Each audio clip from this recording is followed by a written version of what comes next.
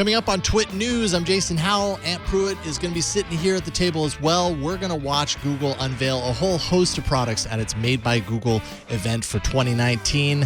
Pixel 4, Pixelbook Go, and so many other things next on TWiT News. Netcasts you love. From people you trust. This is TWiT. This is TWiT News, episode 348, recorded Tuesday, October 15th, 2019, made by Google. This episode is brought to you by LastPass, a personal password manager and identity solution for businesses, all in one. You only need one master password, and LastPass remembers the rest. Visit lastpass.com/twit to learn more.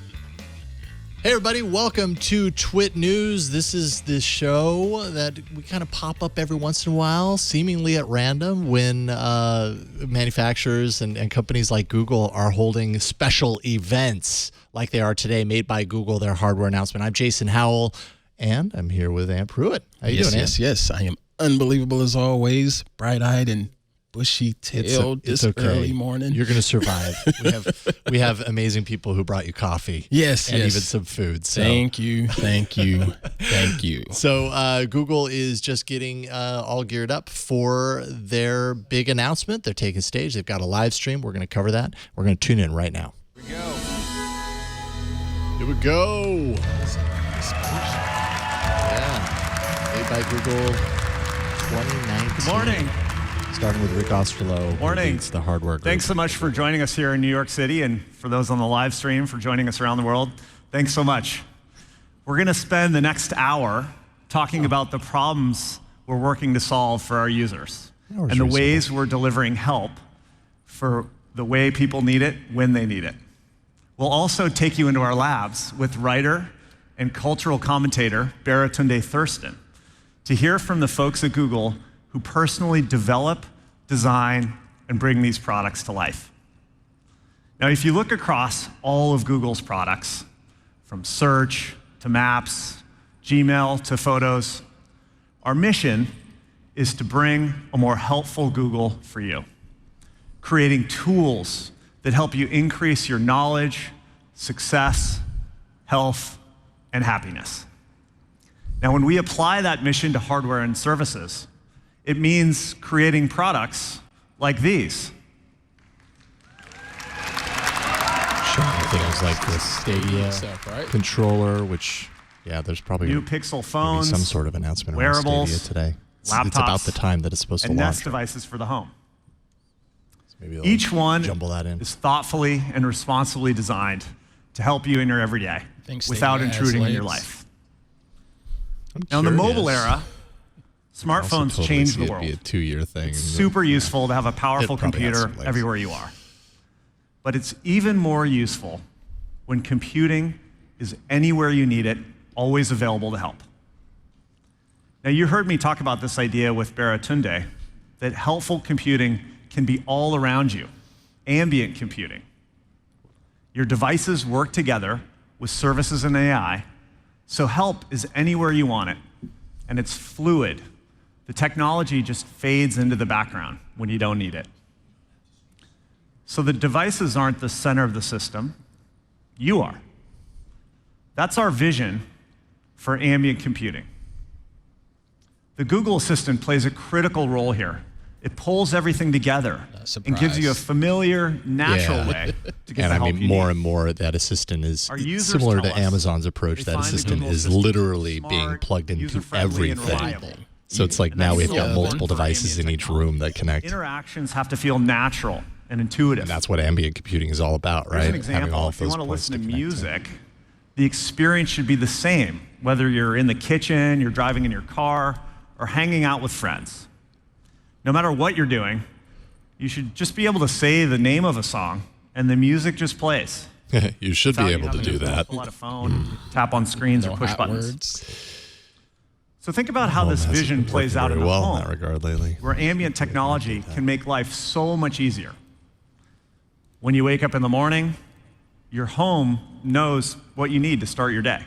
You can get your commute, find out when your first meeting starts, maybe play some music on whatever speaker or screen is nearby. And when you leave your house, your lights, thermostat, door locks, security cameras, they all just know what to do. And your devices go silent and turn off notifications at night when you want to relax without technology interrupting or distracting you. So throughout your home, like technology good setup works as that a you'll single need system. from a user Instead of a standpoint. bunch How of easy will this devices be doing for their a own user thing. to set up? Yeah. Now we can bring this ambient computing vision to gaming as well. With Stadia, our new generation cloud gaming platform, we're aiming to deliver the best games ever made to almost any screen in your life. So I'm excited to share an update with y'all. Here we go. Stadia will be available on November 19th.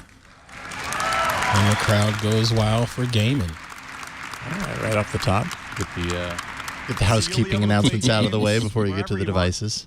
On your Stadia, TV, November 19th. your laptop, even your Pixel, Sounds about right. which will be the first phone to support Stadia when it launches. Oh, okay.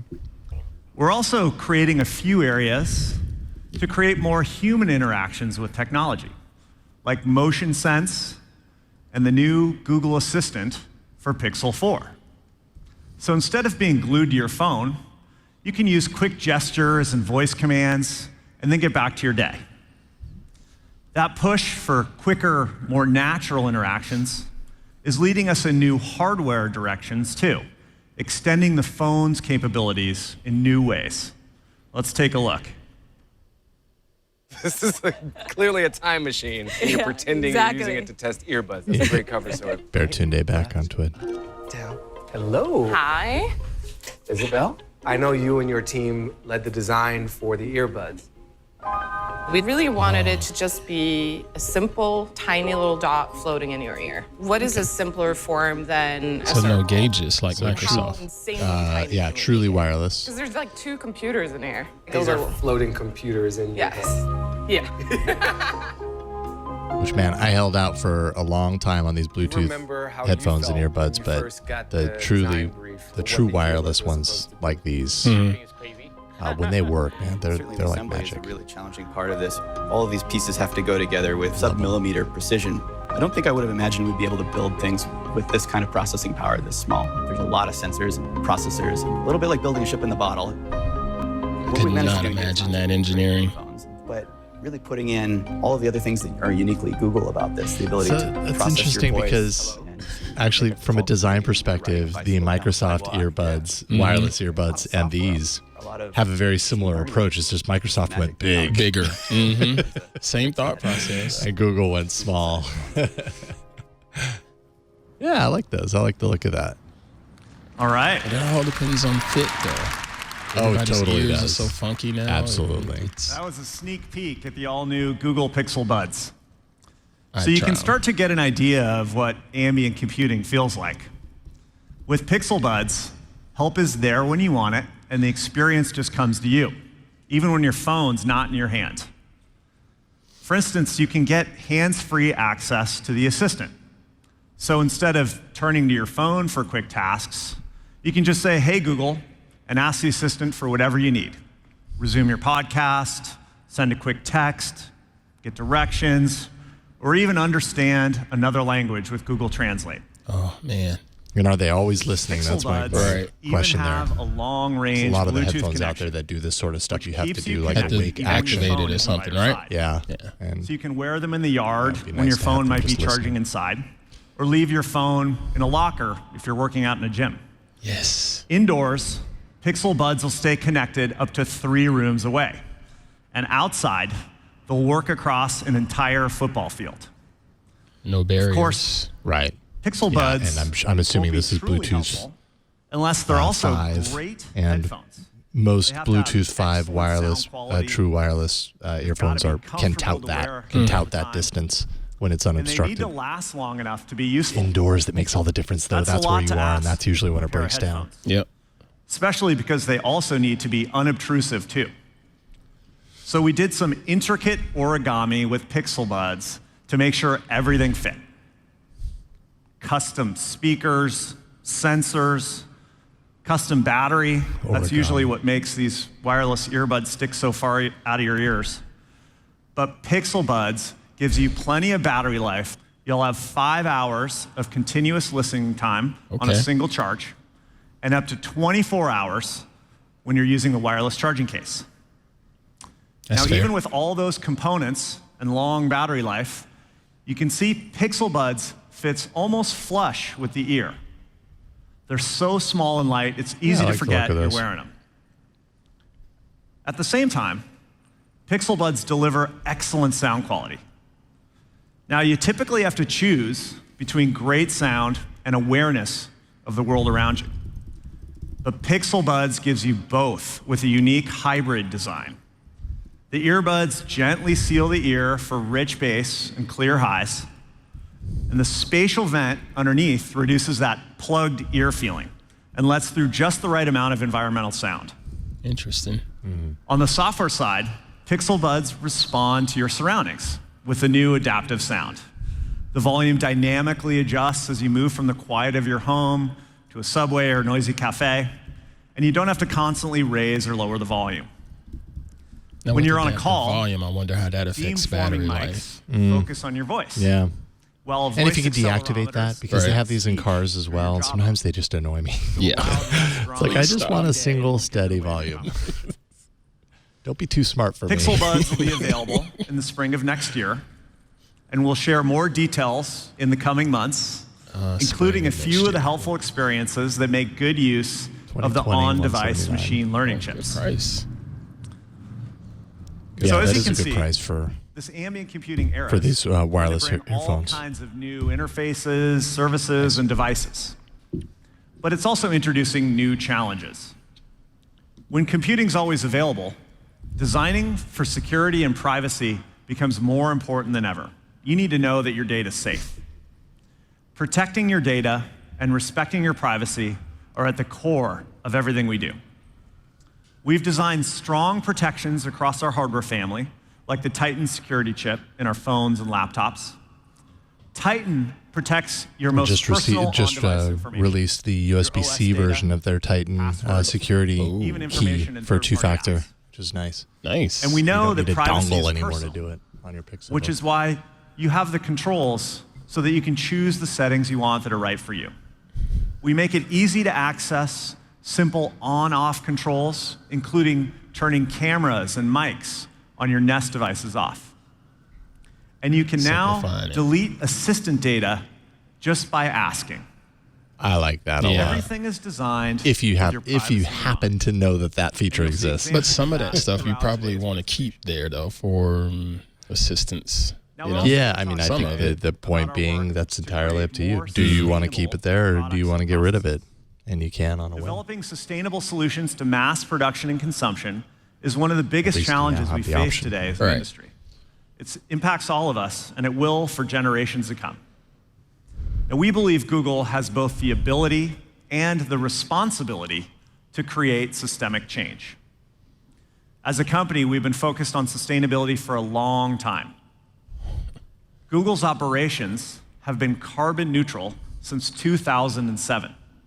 Okay. And for the past 2 years, we've matched all of Google's energy consumption with 100% renewable energy. And we're continuing to expand access to clean energy to more people, including our suppliers and the communities where our products are made. So today, we're announcing that Google's committing to invest another $150 million in renewable energy projects in key manufacturing regions. Our investment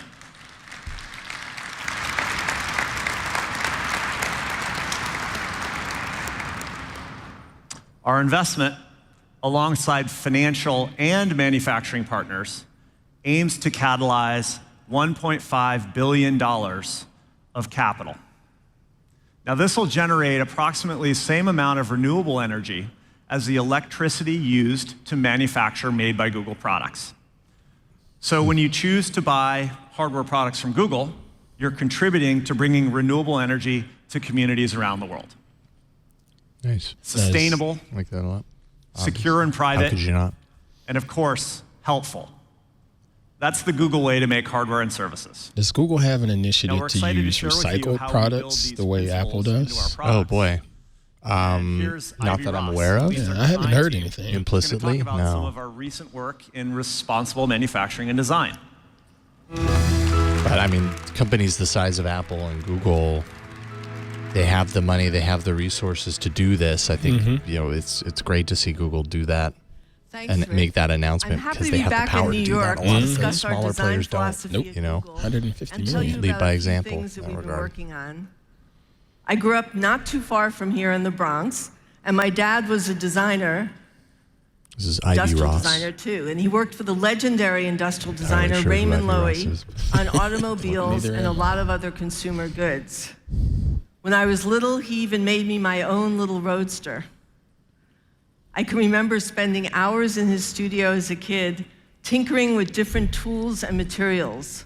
VP of Hardware Something Design I at learned Google. early on. Something Oh, I okay. learned early on is that at its core, design is about solving problems for people. Whether you're designing a building, an automobile, packaging, or even a phone, the goal is to create unique solutions to the world's challenges. And sustainability is one of the fundamental challenges of our generation. You know, when you look at how most things are made today, it just doesn't make sense. In all too many cases, devices are manufactured with dirty energy from precious minerals and materials. They're rapidly depleted. And with technology that becomes obsolete in a short time and then thrown away. Right now, we're truly looking at sustainability from every angle. For years, we've been pushing what's possible in design, manufacturing, and new materials.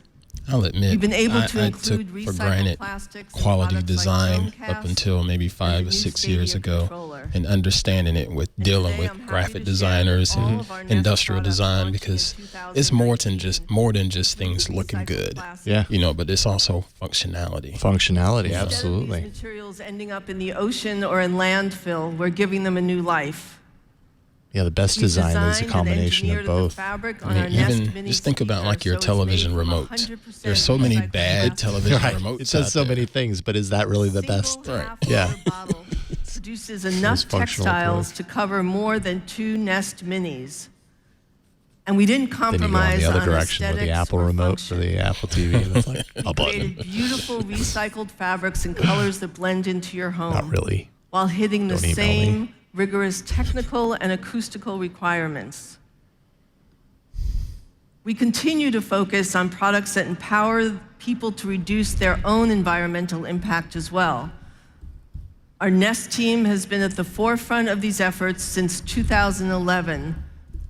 And as of this month, Nest thermostats have helped consumers save more than 41 billion kilowatts hours of energy, enough to power all of Denver's electricity needs for 6 years. That's a big stat. Good stuff.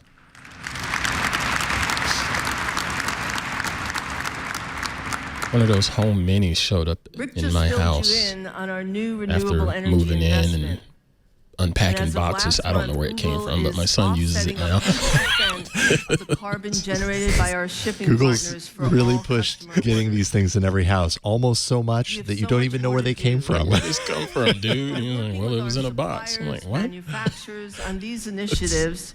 Our goal is to clear the Very way for the sneaky, entire Google. industry and our Don't go planet away. to benefit. Another sustainability goal is simply reducing the amount of hardware you need to buy in the first place. What if you didn't need to upgrade a bulky new game console every few Keith years? 512 PG&E is probably not With going to listen. Stadia, we're actually consolidating devices, so the only hardware you need is a controller and a screen to play your games anywhere, anytime. To give people a great gaming experience, we designed the first cloud-based controller. You know, great design isn't just about how something looks, it's also about how it feels. And subtle design differences can have a profound effect. And we wanted the controller to be comfortable in the hands of all gamers. Yes. We found design inspiration in some unlikely places. You remember the old NES controller? Have you picked up one of those just to see what it feels like now? Mm-hmm. It's horrendous. It's horrendously good. Oh, they don't feel right. But if you look at controllers today, they're designed so much better to feel. Oh, for sure. Design has come a long way, but play an NES game with a controller that isn't an NES controller, and it doesn't feel authentic to me. But that's just because that's my... It can't be blasphemous. We literally took a knife handle, we bent it. It's like, oh, like, we're on to something. Yeah. Okay. So from there, that one ancestor basically had hundreds and hundreds of kids. I kept building on it patiently until it became that. And it's made for small and large hands, so it's super usable for large segment of gamers that aren't always appreciated. Jason was very, very insistent that we have a non-visible screw design. Oh, really? Super so you showed up in design? Nice, you know, I'm kind of everywhere. A bunch of holes onto the back. That was one of the biggest challenges for product design. We think it's really worth it. It makes it very comfortable in the hand and seamless and googly. Oh, wow. That was impressive. Good work. We worked with thousands of people playing hours and hours of games to test our controller against all of its limits. It needs to feel right for as many people as possible. Putting people at the center of our design is integral to our process and our principles. I hope I didn't see Whether it's a hardware, micro USB software, connector on that creating controller. truly helpful I don't believe that it has a processes micro USB Okay. connector. I think it's USB-C. Okay. One of our And if not, earliest that's a projects big, was that's a sin at this point for any of Google's designing products. a new But come kind of on. laptop that could deliver performance and versatility in a truly beautiful form. We wanted to physically embody the speed and simplicity that people love about Chrome OS. The result was the original Pixelbook. The response was great.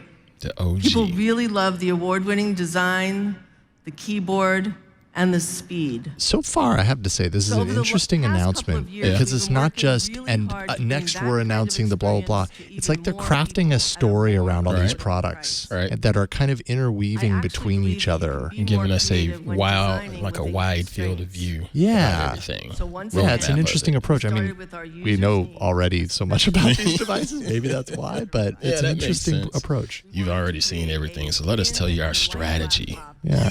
Really Paint a fast picture for you. and also have it last all day. And of course, we wanted it to look and feel beautiful. We landed on Pixelbook Go. The design is so distinctive with an incredibly light magnesium that lets us create a very smooth matte finish in First great confirmed colors. leak. Pixelbook Go comes in just black and not pink, one of the iconic colors we introduced on Pixel 3. And we created a new rippled, wavy bottom that's easy to grip. Pixelbook Go is lighter than Pixelbook, but we still managed to add a battery that is 15% larger, making it easier to keep working all day. We also spent a lot of time making sure the keyboard is comfortable and quiet. I love the We took Pixelbook all keyboard. of our learnings from the Like, original it's such a good Pixelbook feel, and really especially the refined trackpad. design. We ended up with keys that feel great to Hush use keys. and are even quieter than the original. Good. And with Chrome OS, Pixelbook Go is always fast, secure, and all your devices stay in sync with each other. Everything about Pixelbook Go is designed to address real user needs for an affordable price. You can pre-order it Starting at now in just $649. black, with not pink coming soon.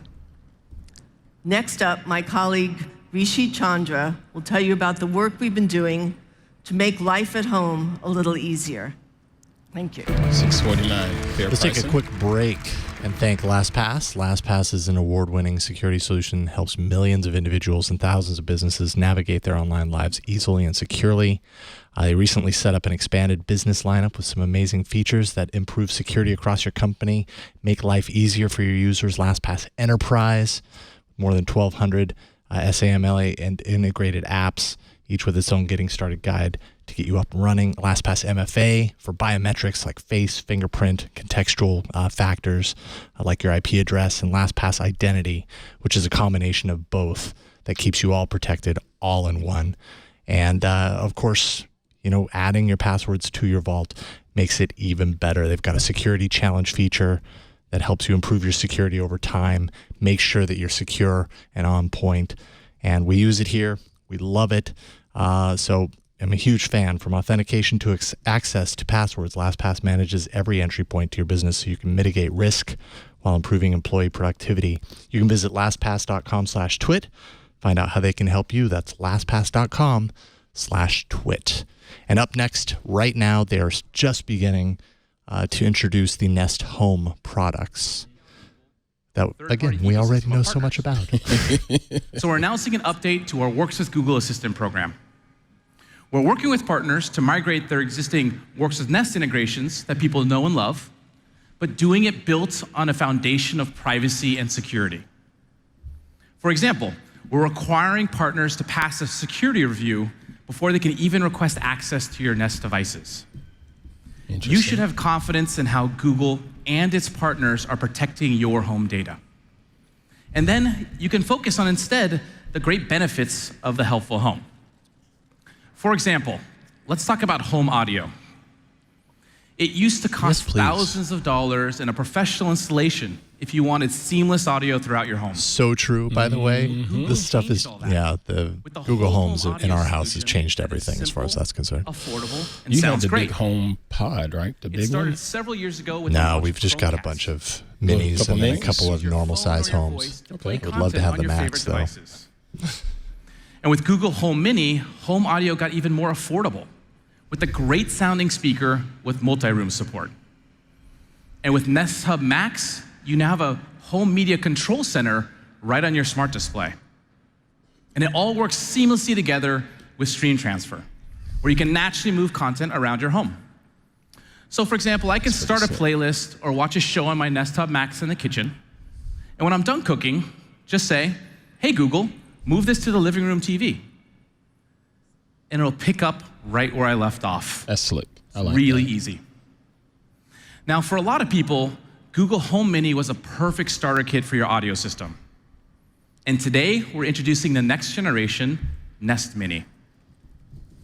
It's even more capable with the same affordable price point and the same iconic design. So let's start with the design. Colors really help Mini blend naturally into your home. And you now have a new color option called Sky. And as Ivy mentioned, all of our fabric is made from 100% recycled plastic bottles. Now, we also heard from you want a little more flexibility of where to place Mini. So we added a simple wall mount. It really looks great anywhere in your home. Oh, that's the wall mount. Now, the original Mini was designed to pack in great sound in a really small form. And with Nest Mini, you get even better quality sound. 2x stronger bass and even more clear and natural sound. And for those times when your home gets loud, like it does at mine, we added a third mic to hear you better in noisy environments. Nest Mini also got a really cool new superpower. There's a dedicated machine learning chip with up to 1 teraops of compute. So for the first time, core experiences of the Google Assistant can come from the data center and be moved instead to run locally on your device. Simply put, things are going to get a lot faster as it learns your family's most frequent commands. Nice. Good. Finally, that's great. Nest I love Mini that. also I love powers the push an for amazing more home on-device communication system. processing like A home this. intercom, so you can talk room to room. And they're able to keep the Home cost alert of this system, hardware telling you down. who's at the front door. Yeah, $49. A home phone, allowing you to call anyone in the world for free using Google Duo. I can even use my phone to call my Nest devices. It works great for those times I'm leaving work and I want to ask the family what they want for dinner. So that's the new Nest Mini. Our next step in bringing seamless audio So and calling communication your PA system, essentially. Yeah, basically. That's pretty cool. Okay, now let's talk about home awareness. One of our core products is Nest Aware, which combined with our Nest Cams provides intelligent alerts and camera history. Now, lots of our users have multiple cameras, and we've heard from you that our Nest Aware pricing can get a little expensive and complicated. Thank you. So today, we're announcing a new whole home pricing model. For 1 monthly rate, you get Nest Aware support across all your Nest devices in your home. So whether you have 2 cameras or you have 10 cameras, you pay the same monthly rate. And you can choose between 2 different pricing plans depending on your needs. We even added more video history. The new Nest Aware will be rolling out early next year, and it'll be easy to switch over your existing plan. Now, as part of the new Nest Aware subscription, we're also unlocking the power of speakers and displays to be part of your home awareness system. So devices like Nest Mini or Nest Hub can be your ears when you're on the road or on vacation. Oh, I love that. We use on-device AI, sound detection AI, to pick up critical sounds like barking dogs or smoke and carbon monoxide alarms. And we send an alert to your phone. So now in one go, even those basic smoke alarms become smart smoke alarms. And when you get an alert, you have the option to hear the alert or listen live to confirm the alarm. Now, if it is an emergency, the Home app can directly connect you to the 911 call center closest to you, regardless of where in the world you are. So in those critical moments, the last thing you want to do is scramble to find a local emergency dispatcher. Now, these notifications will be part of the new Home app, which actually includes a new feature called the Home Feed. Skynet. Yeah, I was just going to say, like, of course there's going to be people writing articles about, like, okay, so now it's just listening to you all the time. Everything is watching you and listening to you. Moving processing onto the device helps with this, right? Hopefully this always monitoring sort of thing is staying on the device and only reaches out when you reach out through the Nest or through the Home app. Right. Let's talk about home connectivity. Guaranteed those articles are coming. You can have the best home setup in the world, but it's nothing without great Wi-Fi coverage. Outcry and cue Congress yelling about it too. Wi-Fi 3 years ago. And since launch, it has been the #1 selling mesh Wi-Fi system on the market. And in 2019, it is the top selling router of any kind. And it's a router that actually gets better over time with automatic updates to add parental controls, improve performance, and enable Google's latest security features. Well, today, we're also updating the hardware with Nest Wi-Fi. All right. Now, the Nest Wi-Fi system is actually 2 devices. The router plugs into your modem and creates a powerful home network. The Point expands your coverage. Now, working together, they create a single strong Wi-Fi connection throughout your entire home. And our updated hardware and software delivers up to 2x the speed and up to 25% better coverage. Need to reach. So now, the Nest Wi-Fi system only needs 1 router and 1 point to cover around 85% of homes in the US. Now, we're also solving a common problem you find with routers today. Most of them get hidden in a closet or cabinet because, truthfully, they're pretty ugly. They don't look good, right? Which reduces their signal intention by 50%. Nest Wi-Fi is designed to be out in the open, where it performs at its best, with the range of colors that will naturally blend into your home. And of course, it's really simple to use. With the Google Home app, you can set up your Nest Wi-Fi network in minutes. And once you're set up, it's easy to share your Wi-Fi password. Like Google said about the same thing with Google Wi-Fi. Set a schedule Because I think the design on the Google Wi-Fi, the original one, really wasn't that ugly. Nope. So this just continues what Google's been doing for years now, which is trying to focus on making their devices be more of a centerpiece. I got to give them credit though, because I know a couple people that has those devices and they're not tech savvy. Yeah. And they set them up. Oh yeah. Without a cinch. Man, it's so much easier than it used to be. We added a Google Assistant smart speaker to the Nest Wi-Fi point. So it does everything the Nest Mini does. Plays your music with great sound, provides answers to your questions, and lets you control smart devices with just your voice. Device. Yeah. So now you can broadcast a message to your kids that it's time for dinner. And if that doesn't work, try saying, "Hey Google, pause Wi-Fi for Turn kids' off the devices." Wi-Fi. Yes. Pretty sure that'll work. Pause Wi-Fi for the kids' devices. So that's the pretty new sweet. Nest Wi-Fi. Better coverage, smart home support, and the Google Assistant. It'll be available starting on November 4th. With new affordable home solutions for audio, awareness, and connectivity, everyone now can start building their own helpful home. Thank you. That's good stuff. And good pricing, the $269 for the 2-pack. In Mountain View, it's 68 and Is that, yeah, I missed the price on that. So $259. $269 for 2-pack and $349 for the 3-pack device.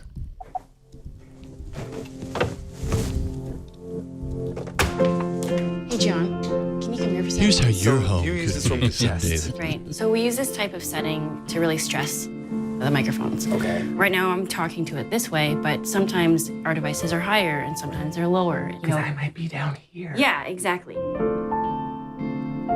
You know, because it's going to be in so many rooms, it's sort of a privilege to, you know, like, we got to get this right, you know.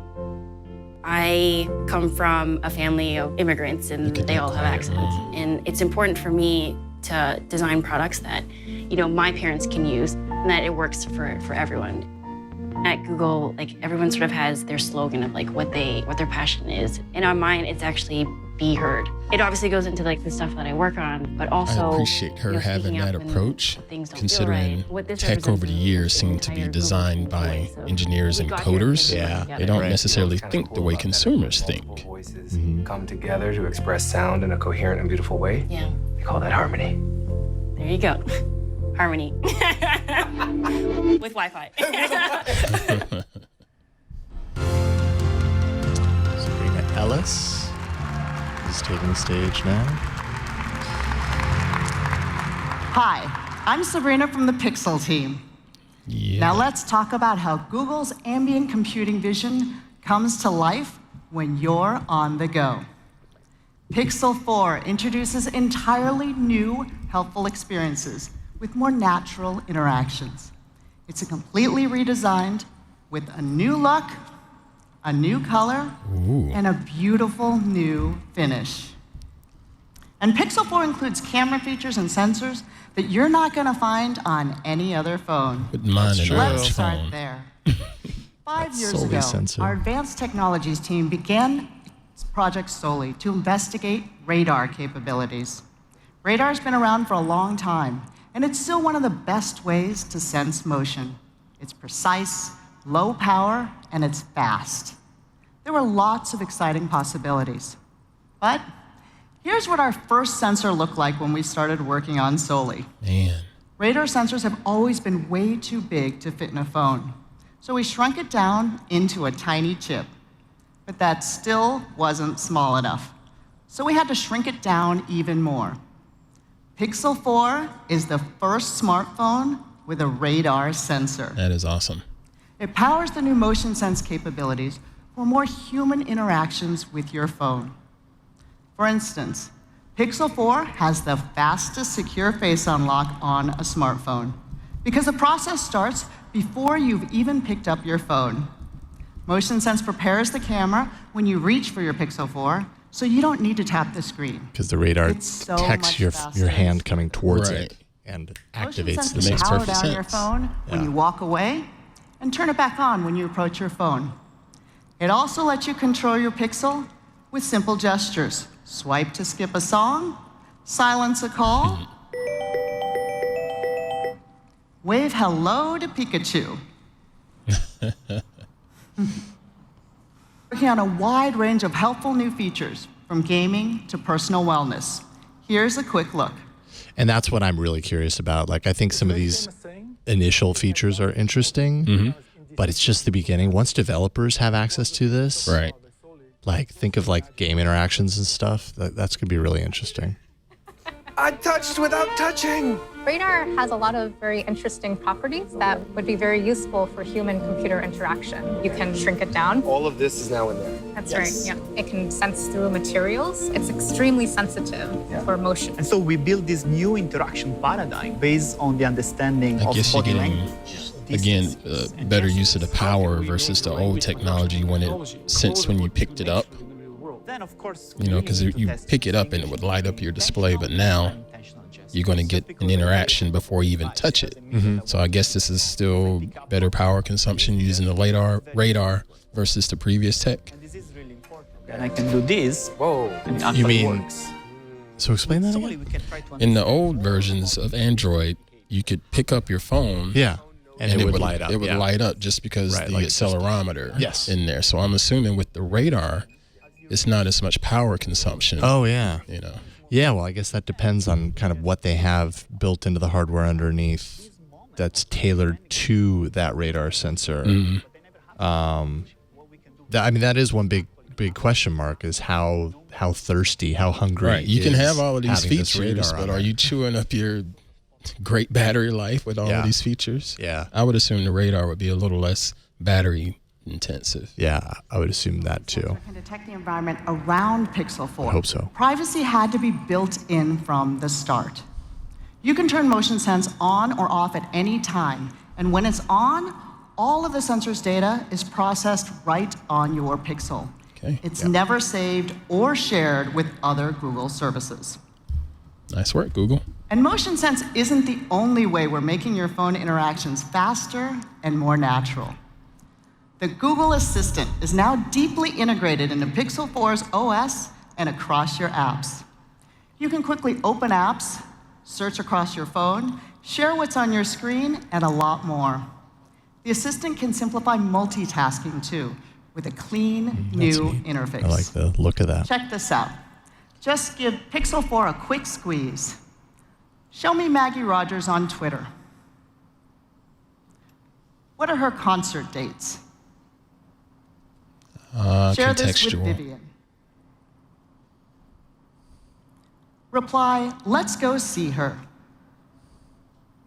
Open Ticketmaster.com. Search for Maggie Rogers events. It's getting better and better. A key way we're making the Assistant this fast is with an on-device version of our language models that run in our data center. Yeah. So they can run locally right on your Pixel 4. This means the new Assistant uses a hybrid model.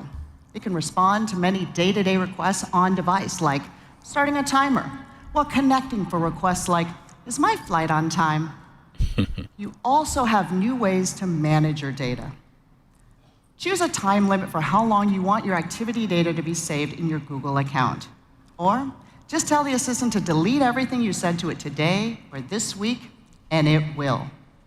You're in control. Privacy matters. And you can get more details by asking, hey Google, how do you keep my data safe? We're taking the same care to protect your on-device data too. With Titan M and other security features, last year's Pixel 3 scored the highest for built-in security for a smartphone, according to Gartner. We built Titan M into Pixel 4 as well to protect your most sensitive on-device data, like your password, USB-C, your right? OS data. Well, that's different. Like a Titan M is their security model, and they have a two-factor authentication key, hardware key that now has that has Titan M built into it. Now, how many of you have tried a voice recorder app? Oh, this voice recorder app is so awesome. Thinking I'll be able to It get really is. organized. I can't wait to use it at CES. Recording notes to myself, interesting lectures, important events. But then I end up with a bunch of untitled audio clips that I really don't know what to do with. Been there. So we created a new kind of audio recorder that taps into our speech recognition and AI. Let's see it in action. This thing is amazing. So I was just away in Victoria. We were visiting my wife's 95-year-old grandmother. And we used this to talk about her life. Oh, man. And it was amazing. Like, it transcribes everything. Oh, man. Now, And that's a great scrapbook memory that you're going to have, too. Yeah. And it's pretty accurate. This means you can transcribe meetings, lectures, interviews, or anything you want to save. It worked really well. Eric for what Backstage we is used going it to for. save this recording. And now I can go into the search bar and find whatever I'm looking for. This will I work can search great in for our sounds, meetings when Mr. words, Laporte goes on his idea Let's see rants. all the times Oh, you totally. mentioned I mean, this You is can't keep such up a with great them. tool. Yeah.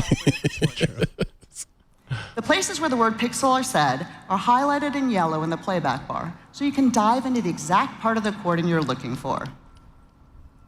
It's pretty cool. That's awesome. And you'll notice this phone is actually in airplane mode. All this recorder functionality happened on device. Nice work. Yeah, nice work. Yeah, it's one of those apps that you're like, well, wait a minute. Now everybody has this. Does everybody have a need for it? But it's just so cool. You start to think about, well, I want to find ways to use this. Right. Highest score, an A+ rating, together with a Best Smartphone Display Award. In 5 key areas like color accuracy and image contrast, DisplayMate classified Pixel 4 XL's display as visually indistinguishable from perfect. Pixel 4 is also our first smartphone with a 90 Hz refresh rate. Ooh, that's going to be so smooth. And we've added some smarts. The refresh rate adjusts on its own depending on what you are doing. So you get a great visual experience while still preserving battery life. That's good. Pixel 4 brings together so many helpful new technologies and capabilities. And you'll get the best Android experience with Android 10, and you're the first in line to get the latest OS updates and features. We also want to make sure you get the best experience out of the box. So Pixel 4 comes with 3 months of Google One for new eligible members. You get lots of premium features, including Pro Sessions for one-on-one virtual help. Nice. So if you have a question about your settings or want a few tips for the camera, we're there for you. The new Pixel comes in 3 colors: just black, clearly white, and a limited edition called Oh So Orange. I need orange in It my also life. comes in 2 sizes. Is that the color you're going for? And both available for pre-order I'm just starting not sure. today. I'm not sold on the orange. It's not really orange. So It Pixel looks more 4, like salmon.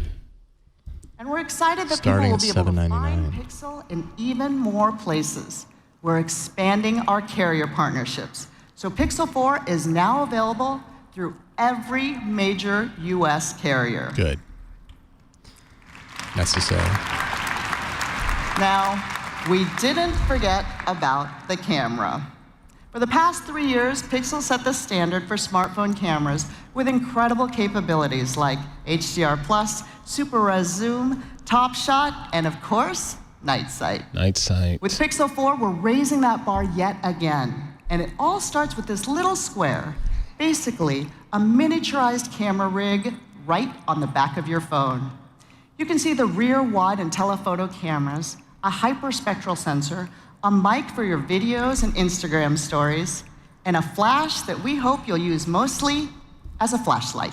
Right. But it's there just in case. I appreciate them saying that. But the hardware isn't what makes our flashes are camera horrible. so much better. Yeah. The special sauce that makes our Pixel camera unique is our computational photography. And who better to talk about it than Professor Mark Lavoie from Google Research.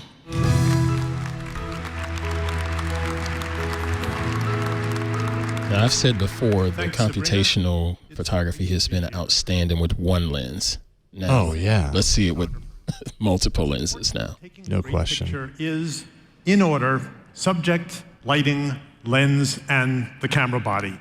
It's their way of saying that it doesn't matter which SLR body you use unless you get the first 3 elements right.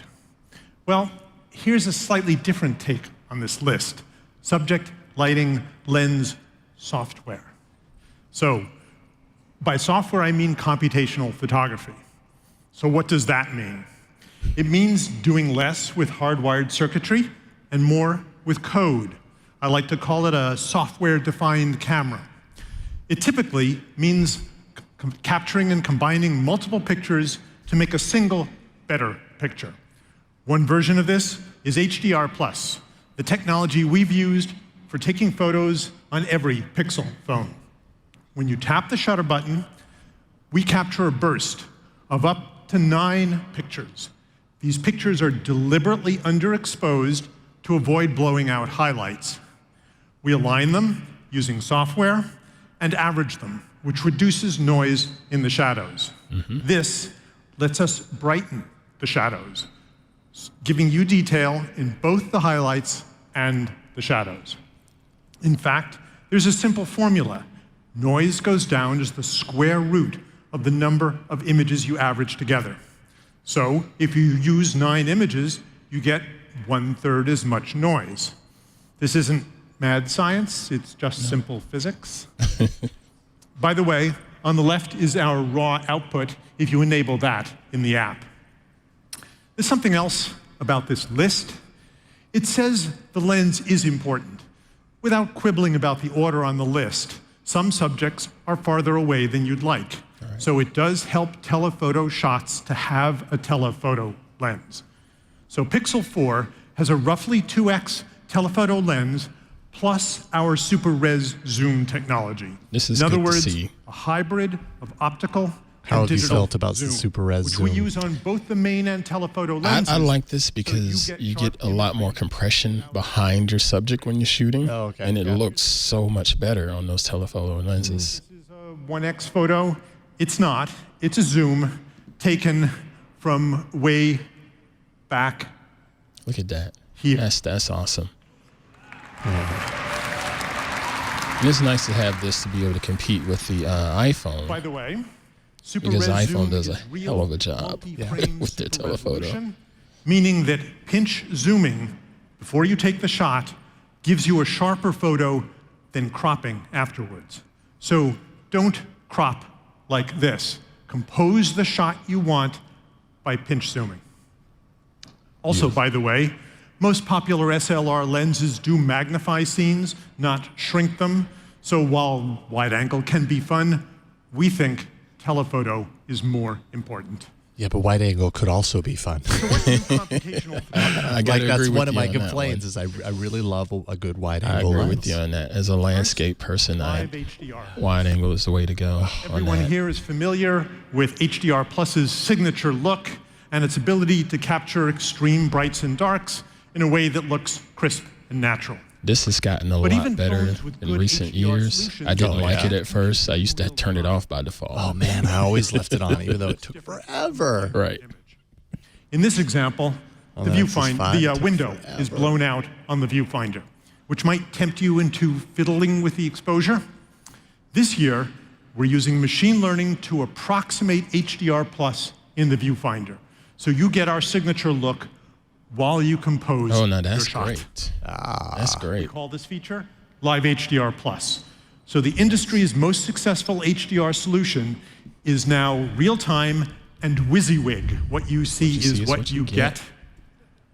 That's great. Now, When if you we look at have an mirrorless intrinsically cameras HDR today, camera, the viewfinder gives you exactly what you're going to see from an exposure standpoint, and it really makes it easier to just shoot your shots. And now you have this on your phone without having to tap and fiddle. That's great. but maybe you would like to try it as a silhouette. So you tap on the screen and lower the brightness slider a bit. Yeah. That mainly changes the capture exposure.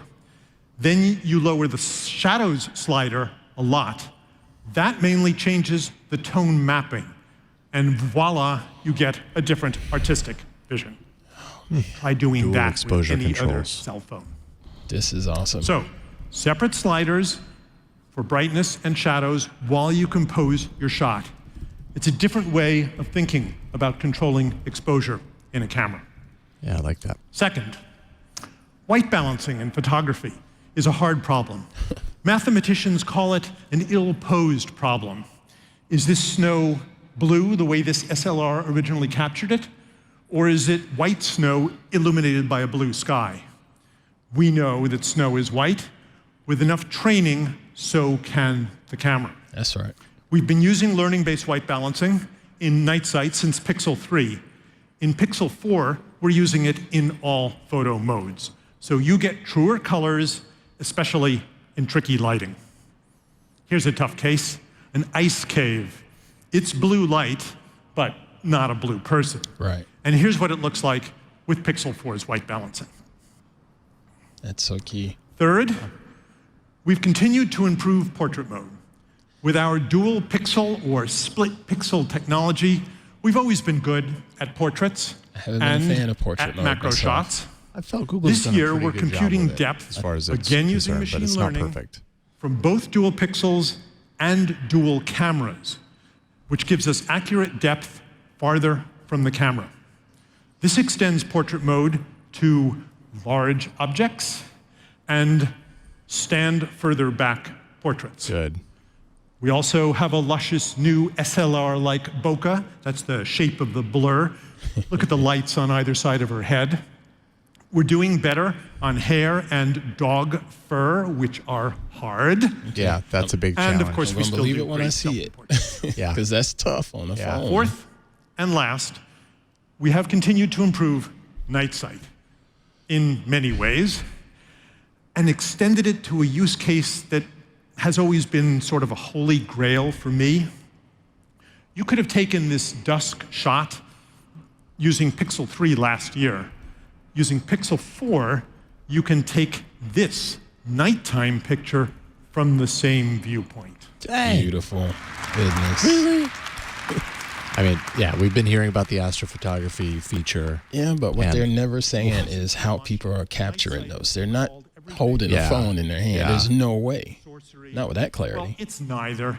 Think back to the mathematics that I explained at the beginning. Or are they? Astrophotography is about taking longer exposures and more of them, up to 16 seconds times 15 exposures. That's 4 minutes, but it's a single shutter press and it's fully automatic. By the way, you can't do this with a single long exposure.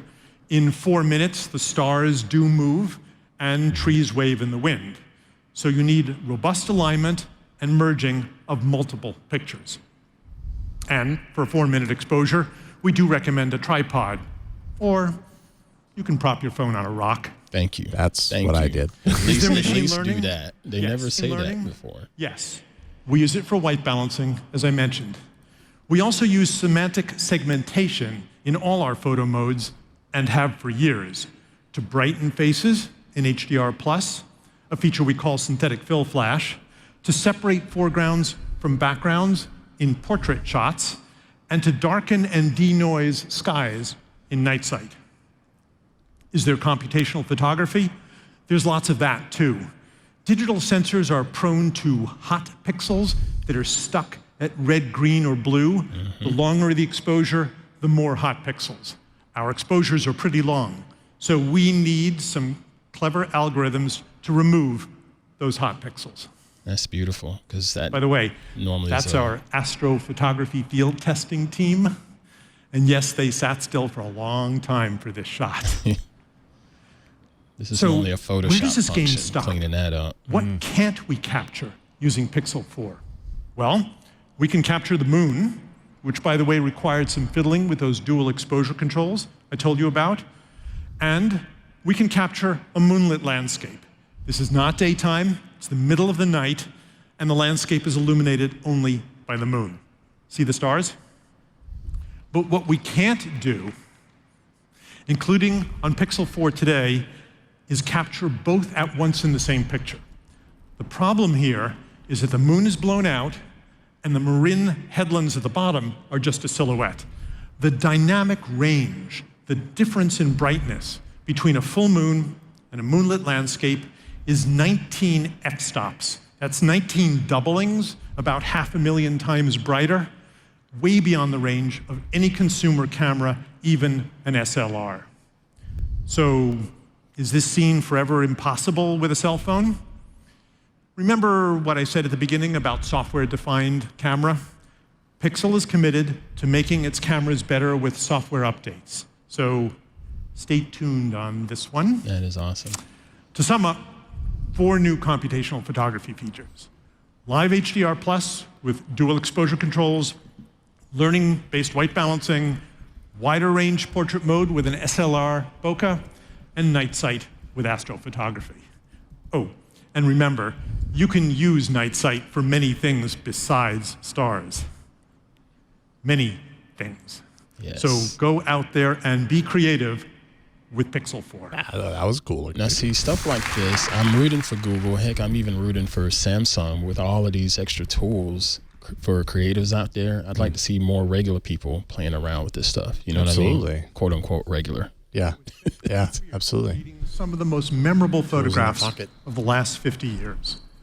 12 months ago, we gave her a Pixel, and she's taken it all over the country to build a new collection of portraits. She also gives us suggestions and candid feedback, which we've taken to heart in the tuning of the Pixel 4 camera. So please welcome my friend, Annie Leibovitz, along with our own Lily Lynn. Miss Leibovitz is a National Geographic photographer, just outstanding storyteller with images. That was a really good presentation of exactly what's going on behind the lens of the camera. It was really well demonstrated. This is an extraordinary opportunity that Google gave me, and I've always been interested in the camera phone and what it could do and what its potential was. And Google came to me and said, we'd like to support you in some sort of artistic endeavor. And we thought of this project, and I mean, it's obvious what's interesting about a camera phone. I mean, it's is you can carry it in your pocket, for example. But go ahead, I'm sorry. No, it's great. I know that you've been using the camera for over a year now to shoot a collection of photographs, some of which we're seeing the behind the scenes here. Can you tell us more about the project? Well, we started really with the Pixel 3, and I was very suspicious and the real deal. very careful with it, and it really became an exercise in light and composition and content, and then when the Pixel 4 came along, I was kind of very impressed about how I relaxed with it and just glided with it and used it and really just enjoyed taking pictures. I'm really towards the end of, we're going to be doing more work, but towards the end of the work that we were doing, I felt like I was just beginning to sort of get it. And I just let the camera do the work, quite honestly, and really enjoyed myself. She does say the camera does the work, but you do have to notice there was a couple scenes of her using a rig to hold the phone to keep it steady, such as right there. Right. And there was a couple scenes where she had an additional light source too. Made the project. I mean, we really turned to people who care and people who matter and people who are doing things that give us hope, and across the board, and every single person. Everybody's taking pictures of her. I feel like I need to as well. Take a picture of her. Miss Leibowitz. She's legendary, man.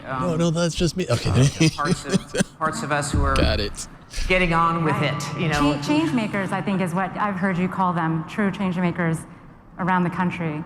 So you've been traveling, speaking of country, traveling across the country, shooting these amazing subjects. When Google first came to me, they sort of totally seduced me by saying, "Would you like to drive across the country?" And then and that turned into, of course, going back to people. So. Quite frankly, I'm not doing that again. See, what I did was I decided to take 2 photographs to create a portrait, and because it's hard to say what you want to say about a person, especially these extraordinary people, in one picture. And so I made it a diptych and took two photographs. For example, with Sarah Zorn from the Citadel, there's a photograph of her, almost on graduation day in her uniform, but next to her is a photograph of the boots she wore. Keith 512, that is Annie Leibovitz. National Geographic's photographer. So I have to ask, I'm so curious, because you have access to the world's best camera equipment. So how is it different with this project, just having what you have in your pocket now? What was that experience like? Well, I've been using, like everyone else, camera phones for a while, and the whole idea was, can you use it to go out and do work as a photographer? And I was dying for this opportunity, to be given this opportunity by Google to sort of develop, the camera phone for a photographer and how to use it. And as I said before, it was a little bit of a rough start, and then I just relaxed, and I really totally enjoyed myself. One of the last shoots with Meg, the soccer player, it really felt like we were just floating. I mean, she was really a beautiful. Anyway, she was just a beautiful muse, and I took these photographs that I wasn't really thinking about the camera or thinking, just really composing, and the light was beautiful, and she had that red shock of hair, and it's great. It was great. That's great. Well, so before we go, since I have you, I have to ask, what pro tips you have for all of us here who want to take beautiful images like this with the phone in your pocket. Oh, it's all Just go designed. Oh, just go shoot. That's It's all there. I think what's great about the camera phone. I mean, my children use this camera, and I mean we all are using this camera, and it's a brand new language. And if you want to do something more specific, then you may fall into another category, and you're a photographer. But it's just really great that this is available for everyone to use. The democratization of photography is what I've heard you call it. So I think it's great.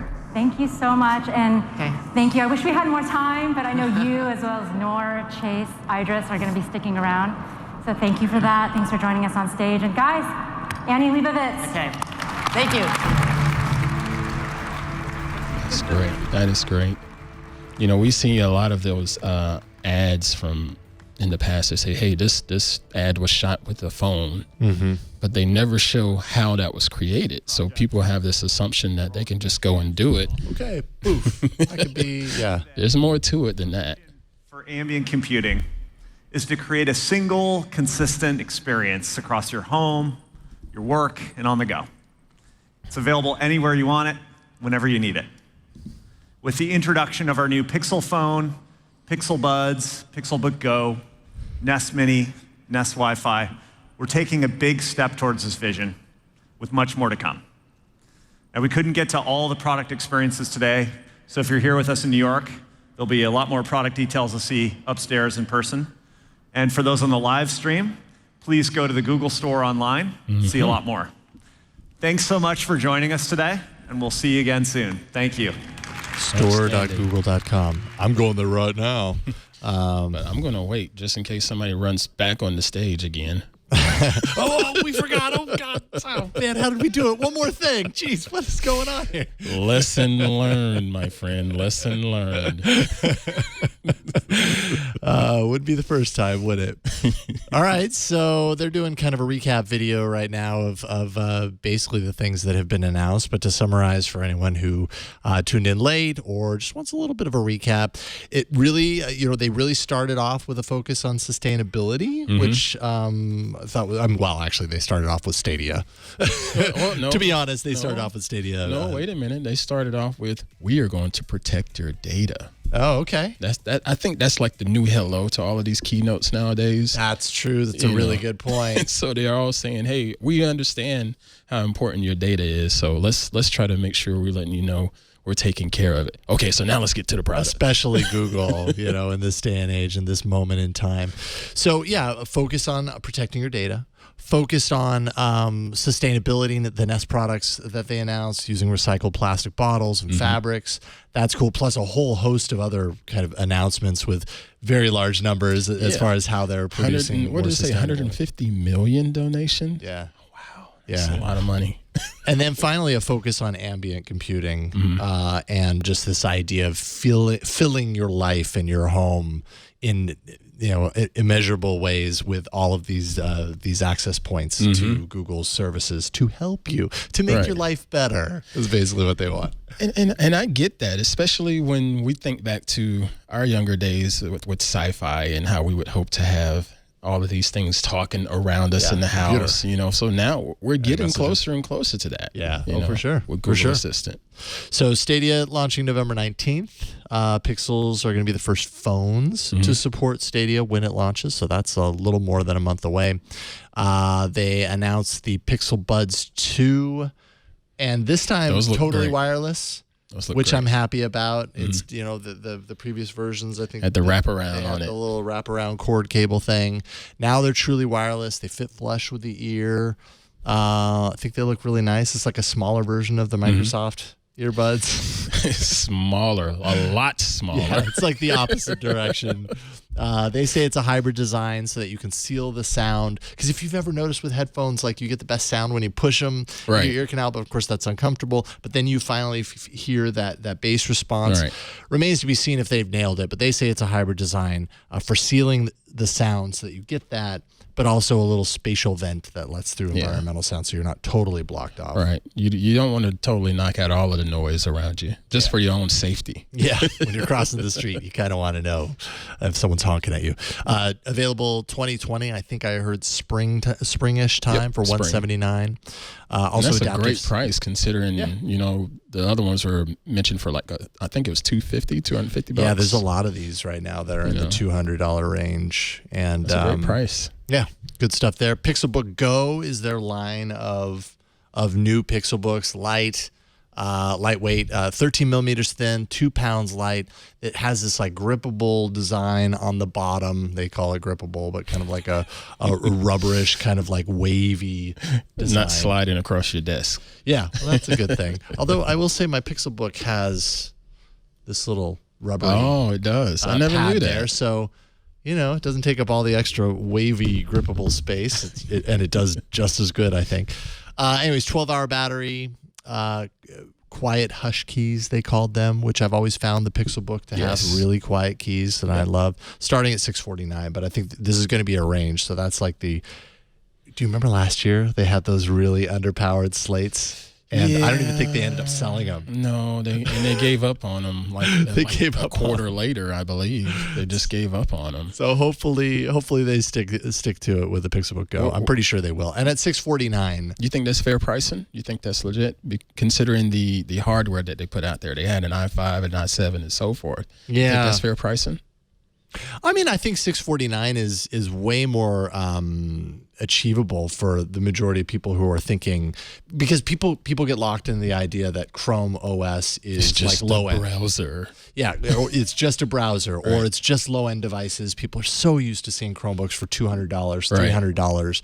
So the idea of spending more on a better quality Google product.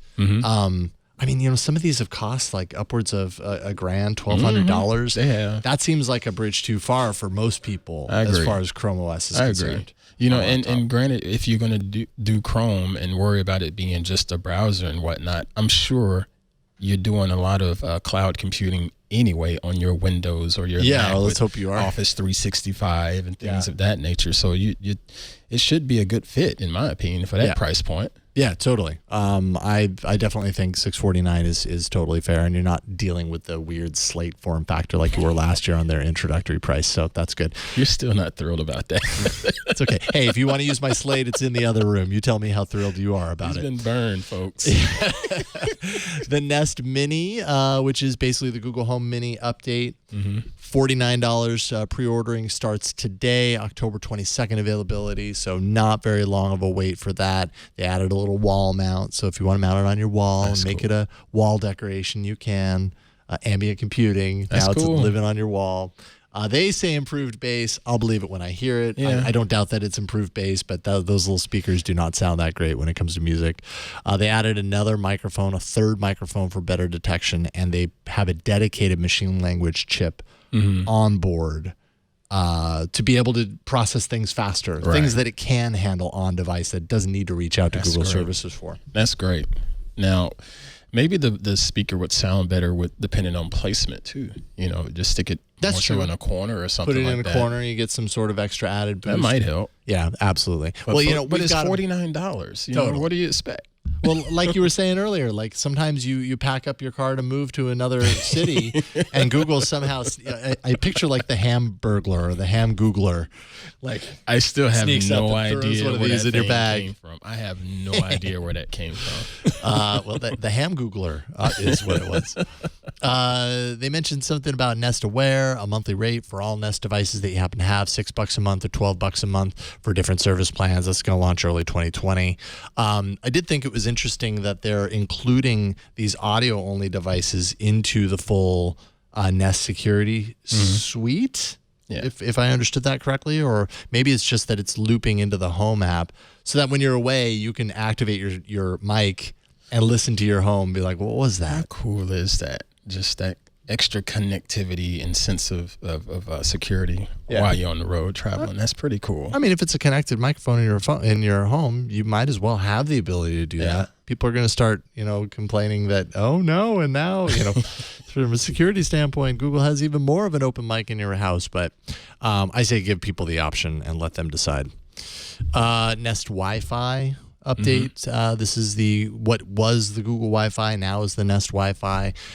Changing the approach. It used to be just like all the hockey puck style points throughout your home. Now it's one router and then multiple Wi-Fi points devices throughout. I believe they had up to a 3-pack, I believe. Okay, yep, 3-pack, $349, 2-pack, $269, available November 4th. An additional inclusion here is the addition of an assistant speaker, a microphone. So basically these Wi-Fi routers and point devices are also Google Home devices. Yeah, and they are aesthetically pleasing in the home. Yeah, they're meant to blend into the environment. And then finally, of course, probably the most leaked phone in the history of the world and modern civilization. Marketing the Pixel 101. Not buying that leaked stuff. You could determine for yourself whether you think it was intentional or not. But the Pixel 4 and the 4 XL, everything we already knew about it. Like there was literally zero information that we didn't already know. I was wrong on the price. I want to say I read $699 somewhere for Pixel 4, but it came out with $799. Well, okay, so the Pixel 4, the lower end version of this, which by the way has a horrible size battery in it. Oh boy, it's like 2,800. Those still exist? Yeah, exactly. On an $800 device, that's that's super paltry. So I'm really curious to know how that small of a battery, coupled with new things like the Sony radar, that stuff on it. No, I don't know. But $749 for the lower end. The XL, I was trying to find pricing for it, like confirmed pricing for it, and I haven't found it yet. So I don't know if you've seen that floating around. Yeah. But I was seeing rumors of the XL being in the $999 range. Yeah. Prior, and I've seen $899 to $999. Okay, $899 to $999. Oh no, that's what I saw previously. I haven't seen anything official. Yeah, like $899. Okay, for no, The Verge has it. Pixel 4 XL for $899 and up. So depending on your storage, right? Option. The storage. I think it's 64 gigs introductory or baseline for the 4 XL at $899. That would be the route I'd go. I'm guessing $999 for the 128 gig onboard storage. So you're just shy of that $1,000 mark. Don't want to do $1,000 for a phone. I just don't. Call me crazy. Yeah, but sensible. And in this, yes. Again, you can determine for yourself which category you fit into there. But so much of this is happening in the cloud. So, on-device storage is maybe less of a consideration, less of a need. I haven't used a 128 gigabyte phone in very long time, because it's just like you said, with everything being in the cloud, I just sync it up and remove. Yeah, right. And so often for me, the thing that takes up the majority of space on my phone lately is like photos and videos. Yeah. But in Google Photos, once it automatically uploads it, the second I open the app, it's just telling me free up 12 gigs of space on your phone by pressing this single button. Everything is backed up. Don't worry. Okay. Right. Done. And boom. You're back in business. So yes, motion sense, which is kind of air gestures for the Sony radar on the device. They claim the fastest secure face unlock on the smartphone, because when you start to reach for your phone, it activates the sensor so that it's ready to go, because there is no fingerprint sensor on the Pixel 4. So it better be good, bulletproof. Better work. I didn't like the idea of not having a fingerprint sensor. I've grown used to that. But hey, if this is going to be faster, bring it. Faster and more secure, bring it on. Bring it on. Let's see here. Dynamic 90 hertz refresh rate on the display. Was it a 1440p display? I couldn't remember. Good question. 2560 by 1440. Let me go to store.google.com/products/pixel_4. We don't want to pre-order one for myself. By the way, if you pre-order the Pixel 4 now, you get $100 for accessories at the Google Store. Nice. So let's see here. So I'm pre-ordering the XL. There's a shocker. Unlocked. Just black, clearly white, oh so orange, which is limited edition, which is probably why Leo Laporte ordered the orange. Of course. I don't know if I can get behind that color. It's just the color that I don't dig, so I'm gonna go white. I don't know you anymore. I don't know. Yeah, so I'm going 128. Okay, no, don't need that. What was your question? Sorry, I suddenly went down. Phone ordering. Look, it ships by October 22nd. If I don't do this now, I might miss out. I just wanted to know the screen res. I believe it's like 2560 by 1440. I hope. Okay. For this device. All right, I promise to answer your question this time. Okay, eventually. So now now that I got through the pre-order process on my own, let's see if we can get to the display part of this swooshy promotional page. 1440 by 3040. Okay. All right, great. All right, thank you for beautiful 1440 for not getting distracted. Like I did. Mr. Carson always coming through. Yes, Carson's already pre-ordered his. Let's be real. And then, of course, the cameras on the back. They've updated the cameras. You've got a rear. They called it a rear wide, but it's not a wide angle. It's just like your rear standard. Yeah, I'm wondering what the actual focal length is. Is it at least 16 millimeter? At least, but probably not. Yeah. It may be computational. Not sure on that. I didn't see a real number in the keynote, which they probably don't want to give you all of that in a quick keynote. Yeah, that's true. That's true. Although, man, that was really informational block. All the focus on the camera. I loved it. I'm glad they shared some of that stuff, but again, my concern is, will the average Joe or average Jane be able to go out there and understand the difference between those dual exposure sliders and take advantage of it? Question. You know, because those selfies that we see in the club on Instagram would look a lot better if they did. You know. Well, I didn't mean to say that out loud. I'm sorry. And the street. Yeah, I mean, you know, maybe the thought here is that they've simplified it to two knobs that appear by default, or two sliders that appear by default, so that as a user, you aren't worried to reach out and adjust them. Whether you know what they do or not, you're still going to play with them a little bit. Right, just because you see it. I didn't realize I could get that picture. And then the more you do that, the more you build your confidence. I hope so. You learn something. I hope so. Yeah, I would hope so too. 2x telephoto, time of flight for improved bokeh, and then a flash that they say we hope you don't have to use when you take pictures. And then, of course, all of this on-device computational stuff to improve things like live HDR plus, so you get an approximation of HDR in the viewfinder, which is awesome. Awesome. The dual exposure controls that you were talking about for brightness and shadows during shot composition. Learning-based white balance. So machine learning-based white balance. Most people are not going to know what that is or even care, but it or even know that it did anything. Right, but it's definitely going to look better. Absolutely. In the long run. Wider range portrait shot with SLR bokeh, SLR quality bokeh, and then night sight with improved features for things like astrophotography and stuff. And again, starting at $799 for the Pixel 4, $899 starting for the 4 XL. So there. We did it. We did it. We made it. I still want the watch, though. Dang it. You're going to have to wait a little bit longer for the watch. Why is it that you want the watch? Because you're missing having a I think we've come far enough along in the OS from to be able to have a good development and learn some things from over the past years. Why not have something by now? Yeah. Apple has proven that the watch works really well for people and have all of these additional sensors that are actually useful. Yeah. In addition to being able to tell time. Plus, I like the jewelry of a watch, you know? Yeah. So and you wear a watch on the regular. I'm wearing a watch. I'd like to have a smartwatch, though. Yeah. That's functional. I remember when I wore a smartwatch. Then I remember it was totally useless. Being annoyed by always being notified all the time. I probably could have just changed the setting instead of totally not wear. Maybe. Any last thoughts? I think we're kind of I think this was a good run for Google and taking account for privacy, taking account for the computational photography that gets overlooked so much today. I think this is a good move, Google. Nice work. Yeah, a good range of products. I liked their approach this time, which was less about, and next we've got I feel like they were telling a story. Right. And it felt like a little bit more natural of a narrative that kind of weaved through all these products instead of the traditional approach. Yeah, like the big picture. Yeah.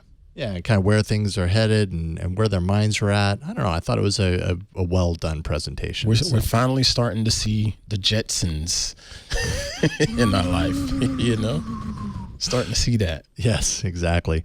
So, and I was thinking of you and your upcoming show throughout the whole camera portion, and I'm sure there's stuff in there that you can pull from. I can't wait to get into that, but it's going to take a couple episodes. Okay, all right. So what should people know? Well, we're going to be shooting we're going to be shooting hands-on photography this Thursday, and again, this is just a show to help people get started with photography, whether it's with the smartphone, DSLR, or what have you. And those first couple episodes, I just want to let you know, look, we're going to get into the basics first. I don't want to just jump right in and tell you how to change exposure and things like that, because I don't want the people that are just getting started to be discouraged. But yes, in the very near future, we're going to talk about all of these extra features that you're going to see on your iPhone 11 Plus, Max, whatever it's called, as well as the Pixel 4 and all of its extra computational features. We will get into all of that very soon. So check us out Thursday, and just go ahead and hit that subscribe button in your favorite podcatcher of choice. Right on. Cannot wait, man. And so excited. We missed last week. Thank you, PG&E, but yeah, it's all good. We're bouncing back. Exactly. Resilience. Was that focus on or hands-on? Hands-on Thursday. Hands-on. I thought you said focus. You didn't hear me say. See, focus is a pretty standard terminology in the camera world, so I can understand that, but it's hands-on. Yeah, it's hands-on, not focus on photography. No. Why would it be that? No, I don't know. I don't know why I said that. Cool. Can't wait for your new show, man. Congratulations. It's got to be exciting to have that right around the pipeline. Thank you. Later on this evening, going to be doing all about Android. So, we'll be get to do it on the day of the event. It's kind of crazy. Google is finally, we knew they were watching all about Android, and this just confirms it. It's all these connections you've made, man. Flo is actually in New York, so she's at the event. So and I think it's actually when they give her some hardware. She's going to have that to talk about tonight. And we're going to have Duncan Jaffrey from Osdroid, who will be at the Australian event.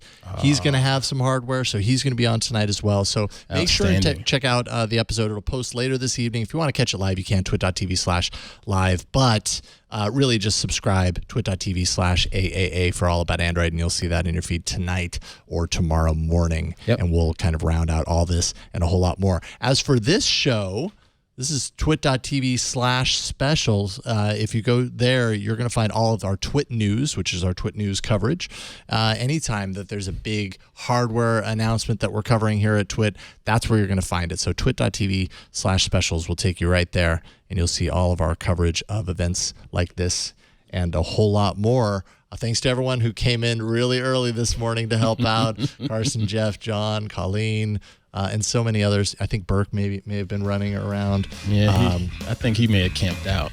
He may have just slept here overnight. You never know, Mr. Burke. Thanks to you all for watching, and we'll see you next time on TWiT News. Bye.